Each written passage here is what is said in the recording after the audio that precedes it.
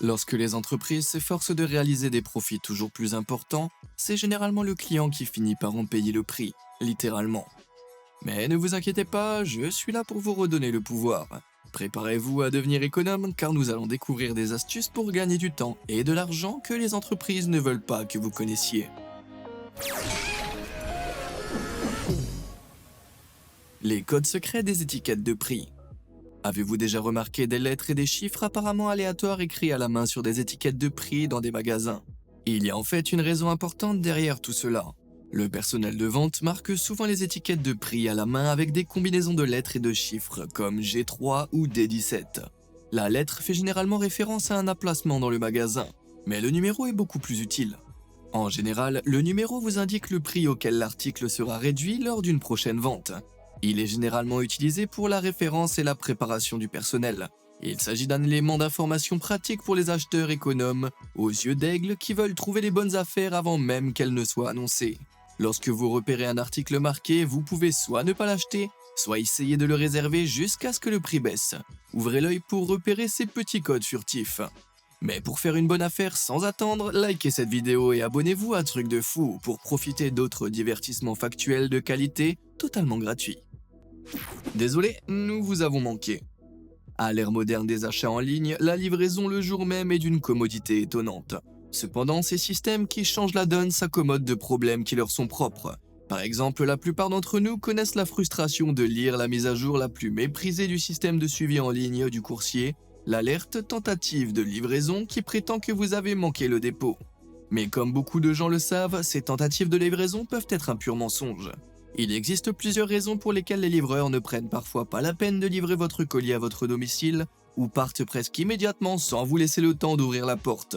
Souvent, ils sont tenus de respecter des quotas extrêmement serrés de livraison par jour, ce qui inclut les tentatives et parfois leur commission est basée sur ces chiffres. Ainsi, sous cette pression, les chauffeurs falsifient les tentatives de livraison et vous ne pouvez pas y faire grand-chose. Enfin, sauf si vous vous procurez une caméra frontale, ou du moins que vous mettez un panneau très visible disant quelque chose comme « Souriez, vous êtes filmé ». Un panneau encouragera les chauffeurs à s'assurer que votre livraison est bien effectuée, tandis que le fait de posséder une caméra vous fournira des preuves solides pour contester une fausse tentative de livraison. Le « désolé, nous vous avons manqué » ne sera plus une excuse acceptable pour ne pas recevoir vos pantoufles licornes en peluche au moment prévu. Annulation maligne. Avez-vous déjà dû annuler une chambre d'hôtel à la dernière minute en raison d'un problème mineur, imprévu et inévitable? Ouais, juste comme ça. Le pire, c'est que l'annulation d'une réservation d'hôtel implique généralement le paiement de frais d'annulation, souvent supérieurs à 50 €. Mais il existe une meilleure alternative qui pourrait bien vous changer la vie. Il suffit d'appeler l'hôtel et de décaler la réservation de quelques semaines. En général, les hôtels essaient d'être accommodants pour les clients car ils veulent vraiment conserver leur vente. Donc ils déplacent généralement la date gratuitement. Une fois la date déplacée, attendez un jour ou deux pour qu'ils ne vous surprennent pas et annulez la réservation. Tant que vous êtes en dehors de la période d'annulation qui est généralement de 48 heures avant l'arrivée, il ne devrait pas y avoir de frais. Si possible, parlez à 2 représentants différents du service clientèle pour réduire les risques que quelqu'un s'en aperçoive. Mais même si ce n'est pas possible, vous vous en sortirez très probablement sans frais supplémentaires. Compte à rebours pour les remises. Les remises sont un excellent moyen de stimuler les ventes des entreprises. Il n'est donc pas surprenant que les magasins les planifient méticuleusement. Mais ce que la plupart des gens ne savent pas, c'est que de nouveaux magasins en ligne lancent leurs ventes au même moment. En général, les offres et les remises sont lancées entre le mardi et le jeudi, la plus grande concentration d'offres ayant lieu en novembre et en janvier. Donc, si vous souhaitez faire des achats en ligne, attendez les offres économiques du milieu de la semaine. Et si vous souhaitez faire un achat important, il peut être judicieux d'attendre plus tard dans l'année. Car statistiquement parlant, vous avez beaucoup plus de chances d'obtenir un meilleur prix durant cette période. Mais que se passe-t-il si vous faites un achat et que vous vous rendez compte quelques jours plus tard que le prix du produit a baissé, le rendant considérablement moins cher que ce que vous aviez payé? Eh bien, une baisse de prix après l'achat ne doit pas nécessairement être une source de frustration et impuissante. De nombreux magasins proposent un remboursement de la différence du prix pour couvrir la baisse de prix jusqu'à un mois après votre achat. Il vous suffit de présenter votre ticket de caisse et le magasin vous remboursera la différence, ou vous remboursera intégralement le produit et vous le revendra à un nouveau prix. Ce conseil d'économie s'applique également aux achats en ligne sur Amazon, qui sont encore plus faciles à traiter. Comme Amazon dispose déjà de votre mode de paiement dans son système, il peut facilement vous rembourser la différence de prix sans que vous n'ayez à retourner le produit. Cela dit, Amazon n'offre ce remboursement que dans les 7 jours suivant l'achat. Veillez donc à surveiller le prix de l'article sur la page du magasin dans la semaine suivant l'achat. Si vous dépassez ce délai, vous pouvez techniquement renvoyer l'article pour un remboursement puis le racheter au prix inférieur. Mais pour les articles qui ne sont pas couverts par la garantie de retour gratuit d'Amazon, les frais de port peuvent s'avérer supérieurs au prix que vous avez économisé. Après tout, personne ne veut d'une réduction qui finit par lui coûter plus cher. Fini le télémarketing. Les appels de télémarketing ne sont jamais amusants, et trop souvent il s'agit d'escroqueries visant votre porte-monnaie. Mais la prochaine fois que vous recevrez l'un de ces appels, dites quelque chose du genre « Oh, laissez-moi juste mettre en place un enregistrement audio pour la FCC » peut faire des merveilles. En mentionnant un organisme officiel, vous ferez fuir les appelants non légitimes, qui vous ajouteront probablement à une liste de numéros à ne pas appeler afin d'avertir les autres escrocs. Si vous vivez en Europe, le simple fait de dire RGPD aura généralement un effet similaire. En effet, les lois sur la protection des données couvertes par la RGPD, ou Règlement général sur la protection des données, font que les entreprises risquent d'énormes amendes si elles ne se conforment pas à votre demande après que vous l'ayez mentionné. Si cela ne fonctionne pas, les États-Unis disposent d'une liste Do Not Call soutenue par le gouvernement fédéral. En France, on a la même chose proposée par le gouvernement et ça s'appelle Blocktel. Vous pourrez donc enfin raccrocher le téléphone au télévendeur irritant, pour de bon. Psychologie de magasin. Dans la plupart des supermarchés, vous trouverez des produits essentiels comme du pain et du lait au fond du magasin. C'est l'une des plus anciennes astuces pour vous faire dépenser le plus. Les magasins savent qu'en plaçant les produits de base à l'arrière, les clients doivent passer devant tous les autres produits. C'est à ce moment-là que l'emballage et le marketing des produits accrocheurs entrent en jeu, vous incitant à faire des achats inutiles en cours de route. Pour éviter cette manipulation psychologique, dirigez-vous vers les produits que vous voulez en gardant les yeux sur les prix. Faites-les attendre. Il n'est pas rare de naviguer en ligne, de voir un article que vous voulez, de cliquer sur « Ajouter au panier » par excitation et de changer d'avis à la dernière seconde. Ou plus probablement de recevoir une notification de quitter l'application et de l'oublier. Eh bien, croyez-le ou non, les entreprises suivent cette décision à ne pas donner suite. Si vous abandonnez votre panier dans les jours qui suivent ou parfois dans les heures qui suivent, vous recevrez souvent des coupons ou des offres spéciales sur cet article. Pourquoi les entreprises font-elles cela ? Eh bien, environ 77% des paniers d'achat en ligne sont abandonnés, et les entreprises cherchent désespérément à faire baisser ce chiffre. Si cela signifie perdre quelques dollars sur un article qui autrement n'aurait pas été acheté, cela en vaut la peine pour ces dernières. Cependant, cela signifie que vous pouvez exploiter le suivi des paniers d'achat pour obtenir des revises sur les articles que vous souhaitez. Il vous suffit de mettre l'article dans votre panier et d'attendre. Et l'entreprise vous bombardera probablement de réductions de prix au moment opportun. Tout cela pour réaliser une vente, tout le monde y gagne. C'est le moment de faire une bonne affaire. Si un vendeur de voitures têtu ne veut pas céder un prix raisonnable sur un nouveau véhicule pour lequel vous avez économisé, voici une autre astuce à garder dans votre manche. La plupart des concessionnaires automobiles fixent chaque mois des quotas pour leur personnel de vente, ainsi que des primes de commission. Cela signifie que si vous faites votre achat vers la fin du mois, l'équipe de vente sera plus désireuse de gonfler ses chiffres. Il est beaucoup plus probable qu'ils vous fassent une meilleure offre juste pour atteindre leur objectif à ce moment-là. Si un certain concessionnaire a déjà atteint ses objectifs de vente et ne bouge pas, vous pouvez toujours en essayer un autre qui n'a pas eu autant de succès. Bien sûr, c'est un peu sournois, mais je suis sûr que l'argent que vous économiserez vous aidera à l'oublier. Avant d'acheter en gros. Bien qu'un multipack d'articles de grande taille et apparemment de super bon marché puisse être très attrayant lors d'une visite au magasin, l'achat en gros n'est pas toujours le choix le plus judicieux. Tout d'abord, lorsque vous êtes bombardé d'affiches vantant les super affaires et les économies incroyables, il est aisé de ne pas se demander si vous avez vraiment besoin d'une telle quantité d'un article. Pour les denrées périssables comme les aliments par exemple, l'achat en gros ne sera pas toujours plus avantageux si la nourriture expire avant que vous ne puissiez la manger. De même, vous pourriez finir par utiliser plus de shampoing d'une grosse bouteille que vous ne le feriez habituellement en raison de l'abondance apparente. Cela pourrait même vous amener à utiliser une plus grande bouteille dans le même laps de temps que votre bouteille habituelle, plus petite. Mais même si vous utilisez les produits achetés en vrac de manière raisonnable et opportune, il est possible que vous payiez plus cher. En effet, dans les magasins comme Walmart, il est parfois moins cher d'acheter des produits à l'unité plutôt qu'en vrac. Les supermarchés savent que beaucoup de gens pensent que l'achat en gros est moins cher. Mais si vous vérifiez le prix par article individuel ou le prix par unité de poids pour vos produits comme les noix, Vous serez surpris de constater que l'achat de plusieurs petites unités revient souvent moins cher qu'un seul achat en gros. Alors ne vous laissez pas berner, utilisez vos yeux et votre cerveau avant d'acheter en gros. Tout est dans le nom. Pour beaucoup de gens, les noms de marque sont un gage de qualité supérieure. Mais ce n'est pas toujours le cas, surtout dans les supermarchés. Pour certains articles allant des outils électriques au dentifrice, les produits de marque que vous achetez dans un supermarché comme Walmart ne sont pas de la même qualité que ceux achetés dans les magasins spécialisés. Cela s'explique par le fait que les supermarchés exigent des fabricants des prix particulièrement bas en échange d'une place dans le rayon.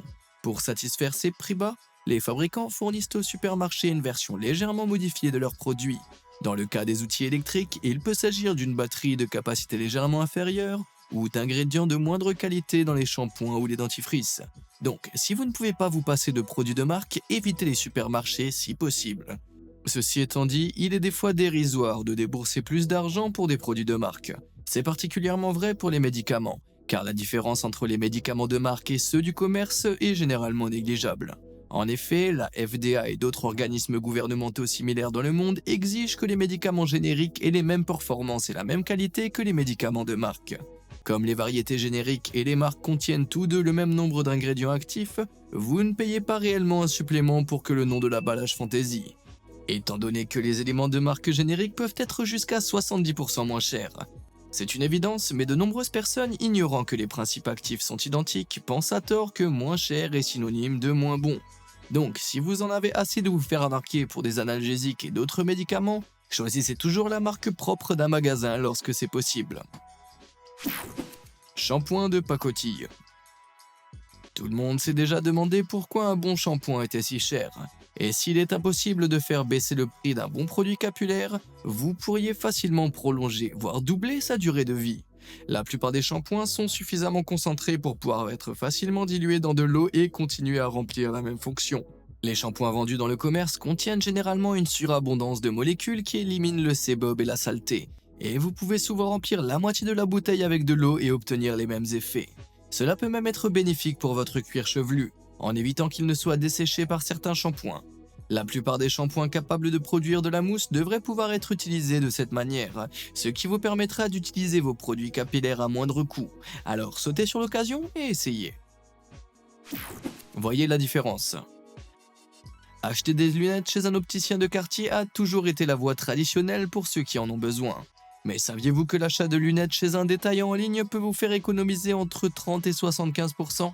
Tant que vous disposez du formulaire de prescription approprié, qui inévitablement nécessite un opticien, rien ne vous empêche de commander vos lunettes en ligne et d'économiser une somme considérable.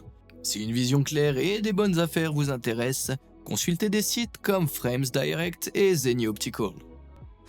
Achat en ligne. De nos jours, de plus en plus de détaillants en ligne disposent d'une boîte de dialogue en direct sur leur site, qui vous permet de vous connecter directement à leur service client. Bien que cela soit utile pour des questions concernant les produits du magasin, peu de gens réalisent que cela peut également être utilisé à votre avantage pour économiser de l'argent sur votre achat. Comme vous parlez à une personne réelle, elle a souvent la possibilité d'ajouter des remises à votre panier. Parlez-lui donc poliment et le moment venu, n'hésitez pas à lui demander s'il veut vous faire bénéficier de réductions. Ils peuvent en ajouter une en guise de bonne volonté, ou si ce n'est pas le cas, ils peuvent vous indiquer une promotion. Par exemple, une réduction de 10% si vous vous inscrivez à leur newsletter. Cela ne fonctionne pas toujours, mais cela vaut la peine d'essayer. Après tout, vous n'avez rien à perdre, comme dit le proverbe, si vous ne demandez rien, vous n'aurez rien. Affaires privées. Dans le monde moderne, il est assez alarmant de constater à quel point nos données personnelles sont souvent échangées et vendues. La plupart du temps, il s'agit d'informations que vous avez techniquement fournies de plein gré et qui sont échangées entre des entreprises contre rémunération. Vos informations sont généralement acquises lorsque vous vous inscrivez auprès d'une entreprise si vous ne refusez pas d'être contacté à des fins de marketing. Étant donné qu'il faut parfois demander activement à ce que vos informations ne soient pas partagées, il peut être difficile d'éviter que votre numéro de téléphone ou votre adresse électronique ne se retrouve dans la base de données d'une société de démarchage téléphonique. Mais vous pouvez vous épargner quelques tracas en découvrant exactement qui vend vos données au plus offrant afin de savoir qui éviter. Si vous soupçonnez l'une des entreprises, organisations ou services auxquels vous vous êtes inscrit de vendre vos données, voici une petite astuce pour trouver le responsable. Lorsque vous vous inscrivez sur des sites tels que ceux de magazines ou de magasins de vêtements, où vous n'avez pas besoin de vérifier votre identité de façon importante, inscrivez-vous sous un autre nom. De préférence, trouvez un nom unique et distinctif pour chacun d'eux, et notez celui que vous avez utilisé pour chaque entreprise. Vous saurez donc quelle société a partagé vos informations lorsque vous commencerez à recevoir des courriels injustifiés de la société inconnue adressés à Flippy Flopperson Jr. ou tout autre nom créatif que vous aurez trouvé. Évaluer ma rage. Appeler le support technique pour obtenir de l'aide et être mis en attente, c'est exaspérant. Mais même si cela semble aller à l'encontre de toutes les règles de politesse, la prochaine fois que vous sentirez une rage meurtrière monter pendant que vous êtes en attente, allez-y, laissez-la sortir. Vous avez bien entendu, hurlez et jurez sur ce téléphone jusqu'à ce que vos cordes vocales se lient contre vous. Pourquoi? Eh bien, les centres d'appel de nombreuses entreprises utilisent désormais un logiciel de profilage de la colère, qui détecte les clients qui crient et jurent et les fait automatiquement passer en tête de file. Ainsi, les centres d'appel surchargés peuvent aider les clients particulièrement furieux avant qu'ils ne retournent le produit par frustration.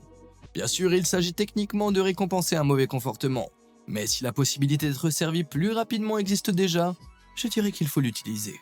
Assurez-vous simplement que vous n'avez pas accidentellement appelé votre grand-mère au lieu du service client avant de commencer à hurler. Le ghetto Big Mac. La prochaine fois que vous aurez particulièrement faim chez McDonald's mais que vous voudrez ménager votre portefeuille, voici une astuce. Commandez un double cheeseburger, demandez-leur d'ajouter de la sauce Mac et de la laitue, et optez pour un petit pain au sésame. Vous serez peut-être étonné d'apprendre que vous avez essentiellement fait un Big Mac. Et bien que le prix des extras varie d'un magasin à l'autre, il vous a probablement coûté moins de 2 $ au total. La seule différence est qu'un morceau de pain en moins au milieu, et pourtant le ghetto Big Mac coûte généralement moins de la moitié du prix d'un vrai Big Mac. Souvent les entreprises réalisent la valeur d'un produit nommé en gonflant le prix et en se basant sur une combinaison trompeuse de familiarité et de commodité. Mais ne vous laissez pas berner, au lieu de cela, soyez un peu ghetto la prochaine fois que vous vous rendrez chez McDo. Le hack de Pizza Hut. Un équivalent tout aussi génial de la technique du Big Mac Ghetto pour les pizzas a été partagé sur Reddit par un ancien employé du Pizza Hut, Zeken, en 2019. Zeken a révélé qu'une pizza pepperoni se vendait 5 $, tandis que commander une double pepperoni coûtait 8 $. Demander un supplément de pepperoni sur une pizza pepperoni ordinaire entre-temps ne coûtait que 7 $ au total. Malgré ce que la plupart des clients pensaient, cette deuxième option était littéralement la même chose qu'une double pizza pepperoni. La plupart des gens payaient 1 $ de plus que nécessaire pour la simple commodité d'un élément du menu portant un nom spécifique. Seul un client que Zeken a servi a compris cela, mais peut-être pouvez-vous changer ces chiffres et économiser votre salami la prochaine fois que vous vous rendrez au Hut. Le juste prix. Peu d'acheteurs réalisent que les derniers chiffres du prix d'un article sont plus révélateurs qu'il n'y paraît. Si un prix se termine par un 9 comme 4,99, c'est généralement un prix standard. Les prix qui se terminent par un 7 ou par un 8 ont une autre histoire. Les prix se terminant par un 7 ou un 8 ont un code pour article abandonné. Le fait de le savoir peut vous donner des raisons de négocier le prix à la baisse, car les magasins ont souvent pour instruction de se débarrasser des articles abandonnés aussi vite que possible. Cela vaut doublement pour tout prix se terminant par 1, qui est utilisé pour le très vieux stock de liquidation. Si vous voyez ces prix, préparez-vous à négocier pour faire une meilleure affaire que jamais, ou à poser des questions sur la raison exacte de l'abandon de ces produits. Quoi qu'il en soit, lorsqu'il s'agit de faire un achat économique, la connaissance est le pouvoir. Abandonnez votre caddie. Pour les non-initiés, les paniers d'achat semblent être une autre idée, vous permettant de transporter plus de produits avec une fraction de l'effort. Mais la prochaine fois que vous irez au magasin, pensez à prendre un panier. En effet, les caddies sont spécifiquement conçus pour vous donner envie d'acheter davantage. Si leur conception initiale dans les années 30 était effectivement une question de commodité, une fonction secrète plus lucrative a depuis pris le dessus. Depuis les années 70, la taille moyenne d'un caddie a presque triplé. Plus nos caddies sont grands, plus nous dépensons car nous sommes naturellement enclins à vouloir les remplir à ras-bord. En fait, des études montrent que lorsque la taille des caddies est doublée, le prix moyen d'une sortie shopping augmente de 40%. Donc, si vous voulez éviter de vous faire escroquer psychologiquement, il vaut mieux que vos courses soient petites et directes. Le skip lagging. Les voyages en avion peuvent être extrêmement coûteux, et selon la période de l'année, vous pouvez finir par planifier tout votre voyage en fonction du moment où vous pouvez vous permettre d'arriver. Mais il existe une astuce que les compagnies aériennes ne veulent pas du tout que vous connaissiez, en raison des économies que vous pourriez réaliser. Lorsque vous achetez des vols pour une destination donnée, il est utile de vérifier si des vols moins chers vers d'autres destinations ont une escale dans la ville où vous vous rendez. Si c'est le cas, descendez simplement de l'avion à l'escale et ne remontez pas pour la deuxième partie du voyage. Si vous n'enregistrez pas vos bagages en soute, rien ne vous empêche de quitter l'aéroport. Il existe même une application pour ce type de voyage, Skiplagged, qui trouve automatiquement les bons vols pour vous. Bien que ce soit techniquement légal, les compagnies aériennes n'aiment pas vraiment cette pratique, alors veillez à ne pas la répéter trop souvent, surtout au sein d'une même compagnie. Mais si vous faites preuve de subtilité et d'intelligence, vous pourrez économiser des centaines d'euros. Liberté de lessive. Tout le monde aime l'odeur et la sensation des vêtements propres, mais très peu de gens réalisent que les guides de remplissage sur les bouchons de détergent comme ceux-ci recommandent beaucoup plus de détergent que nécessaire. Il s'agit d'une tactique sournoise de la part des fabricants de détergents pour vous inciter à acheter des bouteilles beaucoup plus régulièrement que nécessaire. En réalité, les machines à laver modernes sont suffisamment efficaces pour ne nécessiter qu'entre un huitième et à la moitié de la quantité recommandée par le bouchon de détergent pour un bon nettoyage. En fait, l'utilisation d'une trop grande quantité de nettoyant peut entraîner l'apparition de moisissures, laissant une odeur désagréable dans le lave-linge et sur vos vêtements. La meilleure approche consiste à réduire considérablement la dose de détergent par rapport à votre quantité habituelle, puis à augmenter progressivement cette dernière si vos vêtements ne sortent pas aussi propres que vous le souhaitiez.